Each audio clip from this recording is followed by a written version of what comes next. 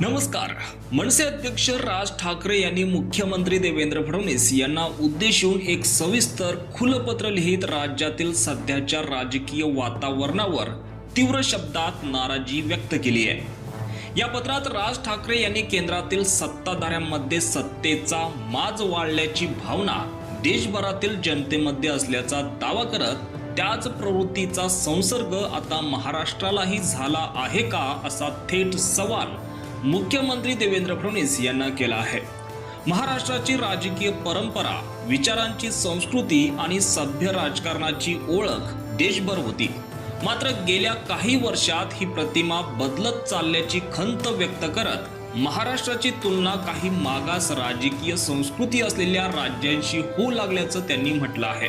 राज ठाकरे यांनी भाजप आमदार अमित साटम आणि त्यांच्या काही पदाधिकाऱ्यांच्या कथित असंवेदनशील वर्तनाचा उल्लेख करत लोकांच्या मृत्यूवर हसणाऱ्यांवर कारवाई का होत नाही असा प्रश्न उपस्थित केलाय।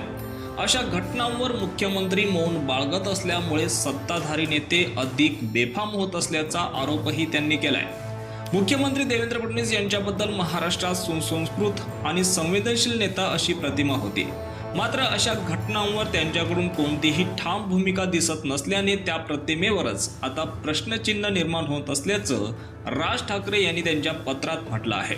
आपल्या 37 वर्षांच्या राजकीय अनुभवाचा उल्लेख करत त्यांनी पूर्वीच्या नेत्यांच्या कार्यशैलीची आठवण करून दिली। बाळासाहेब ठाकरे, शरद पवार आणि प्रमोद महाजन यांच्यासारख्या नेत्यांनी स्वपक्षातील व्यक्तीची चूक कधीही झाकण्याचा प्रयत्न केला नाही असा दावा त्यांनी केलाय। तसेच सध्याच्या काळात मात्र आपला माणूस म्हणून चुकीच्या कृतींना पाठीशी घातलं जात असल्याचा आरोप करत त्यामुळे महाराष्ट्राच्या राजकीय संस्कृतीला धक्का बसत असल्याचंही त्यांनी नमूद केलंय।